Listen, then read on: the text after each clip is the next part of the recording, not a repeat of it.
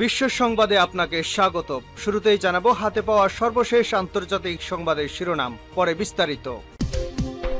শুরুতেই আন্তর্জাতিক গুরুত্বপূর্ণ সংবাদ জানিয়ে দিব। ইসরায়েল ফিলিস্তিন ভয়াবহ যুদ্ধ চলছে। এই যুদ্ধের সর্বশেষ আপডেট। হিজবুল্লাহকে ছোট করে দেখবেন না, ইহুদিবাদী ইসরায়েলকে ভয়াবহ সতর্কবাণী। এরপর জানাবো ইসরায়েলের ওপর কঠোর হতে বাইডেনের প্রতি ডেমোক্র্যাট কংগ্রেস সদস্যদের আহ্বান। আরও থাকবে ইউক্রেনকে দেওয়া যুক্তরাষ্ট্রের 4টি দূরপল্লার ক্ষেপণাস্ত্র ধ্বংস করল রাশিয়া। এরপর জানিয়ে দিব রাশিয়ার ওয়ান্টেড তালিকায় ইউক্রেনের প্রেসিডেন্ট ভলোদিমির জেলেনস্কি। এবং সর্বশেষ থাকবে ভয়াবহ গৃহযুদ্ধের দিকে এগিয়ে যাচ্ছে আমেরিকা।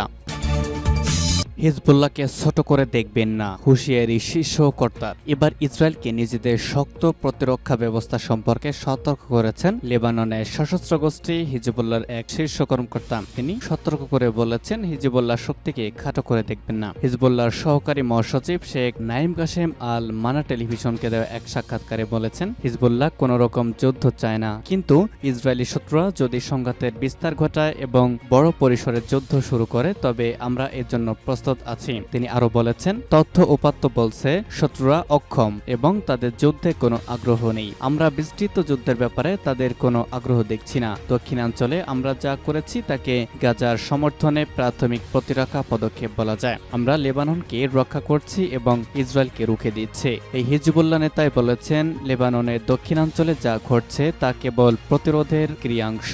তিনি বলেছেন, ইসরায়েলের ক্ষতি করার যে সামর্থ্য হিজবুল্লাহর আছে তাকে খাটো করে দেখার কোনো উপায় নেই। তিনি হুঁশিয়ারি দিয়েছেন, এখনও হিজবুল্লাহ তাদের গোপন ক্ষমতা দেখায়নি। ইসরায়েলের ওপর কঠোর হতে বাইডেনের প্রতি ডেমোক্র্যাট কংগ্রেস সদস্যদের আহ্বান। মার্কিন কংগ্রেসের বেশ কিছু ডেমোক্র্যাট সদস্য ইসরায়েলের ওপর কঠোর হতে বাইডেনের প্রতি আহ্বান জানিয়েছেন। তারা গাজায় হামাসের বিরুদ্ধে যুদ্ধে ইসরায়েলের আচরণে পরিবর্তন না এলে তেল আবিবের কাছে অস্ত্র বিক্রি বন্ধ করার বিষয়টি বিবেচনা করারও আহ্বান জানিয়েছেন। কংগ্রেসের ৮৬ জন ডেমোক্র্যাট স্বাক্ষরিত চিঠি হোয়াইট হাউসে পাঠানো হয়। এতে যুক্তরাষ্ট্রের ঘনিষ্ঠ মিত্র ইসরায়েলের প্রতি কঠোর হতে বাইডেনের ওপর চাপ তৈরি করা হয়। আইন প্রণেতারা গাজায় ইসরায়েল সরকারের যুদ্ধ পরিচালনা বিষয়ে উদ্বেগ প্রকাশ করেন, কারণ এটি ইচ্ছাকৃতভাবে মানবিক সহায়তা বন্ধের সঙ্গে সম্পর্কিত। চিঠিতে ইউএস এজেন্সি ফর ইন্টারন্যাশনাল ডেভেলপমেন্টের বরাত দিয়ে বলা হয়েছে, গাজায় মার্কিন সমর্থিত মানবিক ত্রাণ সরবরাহের ওপর ইসরায়েলের বাধা প্রদানের কারণে নজিরবিহীন মানবিক বিপর্যয় তৈরি হয়েছে। আইন প্রণেতারা বাইডেনের প্রতি আহ্বান জানান, তিনি যেন ইসরায়েলের প্রধানমন্ত্রী বেনিয়ামিন নেতানিয়াহুকে পরিষ্কার করে বলে দেন যেন ত্রাণ সরবরাহে কোনো ধরনের প্রতিবন্ধকতা সৃষ্টি হলে মার্কিন নিরাপত্তায় সহায়তা পাওয়ার ক্ষেত্রে ঝুঁকি তৈরি হবে।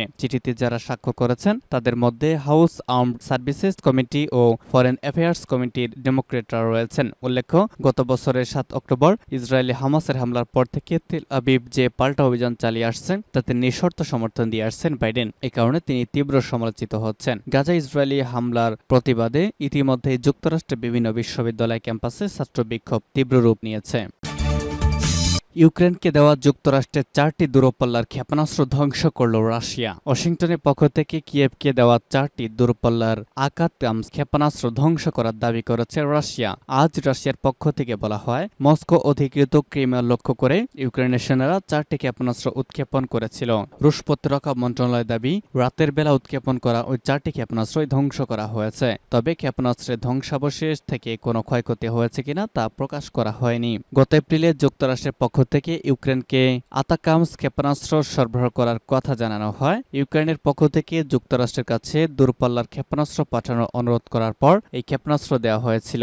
গত অক্টোবরে ইউক্রেনের পক্ষ থেকে প্রথমবারের মতো যুক্তরাষ্ট্রের তৈরি আতাকামস ক্ষেপণাস্ত্র ব্যবহার করা হয়। তবে গত মাসে যে ক্ষেপণাস্ত্রগুলো সরবরাহ করা হয়েছে সেগুলোর পাল্লা 300 কিলোমিটার, অর্থাৎ এগুলো 300 কিলোমিটার দূরের লক্ষ্যবস্তুতে আঘাত হানতে সক্ষম। রাশিয়ার পক্ষ থেকে বলা হচ্ছে, যুক্তরাষ্ট্র বা অন্য কোনো দেশের সরবরাহ করা এসব ক্ষেপণাস্ত্র যুদ্ধের ফলাফলে কোনো পরিবর্তন আনতে পারবে না। যুক্তরাষ্ট্রের পক্ষ থেকে অস্ত্র সরবরাহে দেরি করায় ইউক্রেনের সেনারা ইতিমধ্যেই গোলাবারুদ ও যুদ্ধাস্ত্র সংকটে পড়েছে। গত মাসে মার্কিন কংগ্রেস ইউক্রেনের জন্য সহায়তা প্যাকেজ পাশ করার পর যুক্তরাষ্ট্রের পক্ষ থেকে সহায়তা পেতে শুরু করেছে কিয়েভ।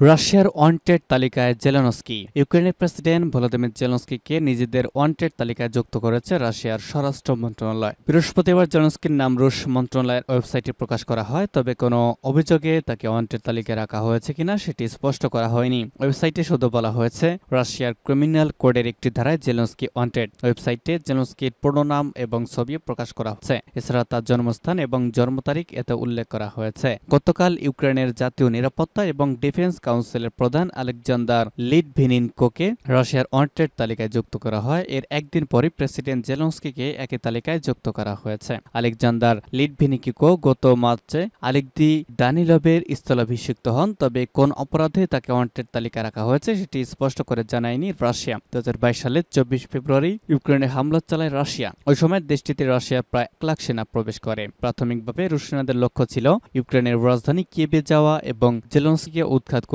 সেখানে নিজেদের আস্থাবহ সরকারকে স্থাপন করা। তবে রুশ বাহিনী এতে সফল হয়নি, কিন্তু তারা আবার পুরোপুরি পিছিয়েও যায়নি। ফলে রাশিয়া ও ইউক্রেনের মধ্যকার যুদ্ধ 2 বছরের বেশি সময় ধরে চলছে। সর্বশেষ থাকবে ভয়াবহ গৃহযুদ্ধের দিকে এগিয়ে যাচ্ছে আমেরিকা। আরও একটি গৃহযুদ্ধের দিকে এগিয়ে যাচ্ছে আমেরিকা। জনমত জরিপের পর এমন পূর্বাভাস দিয়েছে দেশটির খ্যাতনামা জরিপ সংস্থা রাসমুসেন। সংস্থাটি জানিয়েছে বর্তমান প্রেসিডেন্ট জো বাইডেন যদি আবারও ক্ষমতায় আসেন তাহলে যুক্তরাষ্ট্রে গৃহযুদ্ধ বেঁধে যাবে বলে মনে করেন 41% মার্কিন ভোটার। আর 16% ভোটার মনে করেন হয়তো এমনটা হতেও পারে, আবার নাও পারে। প্রতিবেদনে খবর জানিয়েছে বার্তা সংস্থা রয়টার্স। তবে জরিপে অংশ নেওয়া 49% উত্তরদাতা মনে করেন না যে আগামী 5 বছর আরেকটি গৃহযুদ্ধের মুখে পড়বে যুক্তরাষ্ট্র। আর 10% মানুষ জানিয়েছেন তারা এই বিষয়ে নিশ্চিত নন। পক্ষান্তরে 25% মানুষ মনে করেন সাবেক প্রেসিডেন্ট ডোনাল্ড ট্রাম্প জয়ী হলেই বরং গৃহযুদ্ধের কবলে পড়তে পারে ওয়াশিংটন। তাস জানায় আলোচিত জরিপটি 21 থেকে 23 এপ্রিলের মধ্যে করা হয়েছিল, যেখানে 1100-এর বেশি মানুষ অংশ নিয়েছিলেন। অংশগ্রহণকারীরা সবাই আসন্ন মার্কিন নির্বাচনে ভোটার, ফলে এই ফল যথেষ্ট গুরুত্ব পাচ্ছে। চলতি বছরের 5 নভেম্বর অনুষ্ঠিত হবে মার্কিন প্রেসিডেন্ট নির্বাচন। এরই মধ্যে রিপাবলিকান দলের মনোনয়নে জয়ী হয়েছেন ট্রাম্প, আর দ্বিতীয় মেয়াদের জন্য লড়ছেন ডেমোক্র্যাট পার্টির ক্ষমতাসীন প্রেসিডেন্ট জো বাইডেন। এবারের নির্বাচনে গাজা ইস্যু বাইডেনকে বেশ ভোগাতে পারে বলে ধারণা করা হচ্ছে। 7 অক্টোবর থেকে উপত্যকায় হত্যাযজ্ঞ চালিয়ে আসছে ইসরায়েল, যেখানে পূর্ণ সমর্থন জানিয়ে আসছেন বাইডেন। এ নিয়ে দেশের অভ্যন্তরেই প্রচণ্ড চাপে রয়েছেন 81 বছর বয়সী প্রেসিডেন্ট। বাইডেন প্রশাসনের গাজা নীতির বিরুদ্ধে ফুঁসে উঠেছে মার্কিন বিশ্ববিদ্যালয়ের শিক্ষার্থীরা। টানা কয়েক সপ্তাহ ধরে শিক্ষার্থীদের বিক্ষোভ আন্দোলনে উত্তপ্ত ক্যাম্পাসগুলো। শান্তিপূর্ণ আন্দোলনে হামলা, ব্যাপক ধরপাকড়েও দমে যায়নি এসব শিক্ষার্থী, বরং দিনকে দিন স্ফলিঙ্গের মতোই ছড়িয়ে পড়ছে বিক্ষোভ। ফলে জনমত অন্যদিকে ঘুরিয়ে দিতে শান্তিপূর্ণ ওই বিক্ষোভকে ইহুদি বিদ্বেষ বলে আখ্যা দেয় ইসরায়েলপন্থী মার্কিন নীতি নির্ধারকরা। অনেক বিশ্ববিদ্যালয়ে আন্দোলনরত শিক্ষার্থীদের ওপর হামলা চালায় ইসরায়েলপন্থীরা। এতে উত্তপ্ত হয়ে ওঠে পরিস্থিতি। বৃহস্পতিবার টেলিভিশন ভাষণে শিক্ষার্থীদের আইন মানার অনুরোধ করেন বাইডেন, তবে তাদের ওপর হামলা ও পুলিশি নির্যাতন নিয়ে কোনো মন্তব্যই করেননি তিনি। এতে মুসলিম ভোটারদের থেকে আরও দূরে গেছেন বাইডেন, এমনটাই মনে করেন বিশ্লেষকরা। ফলে আসন্ন নির্বাচনে বাইডেনের জন্য বয়ে আনতে পারে নেতিবাচক ফল।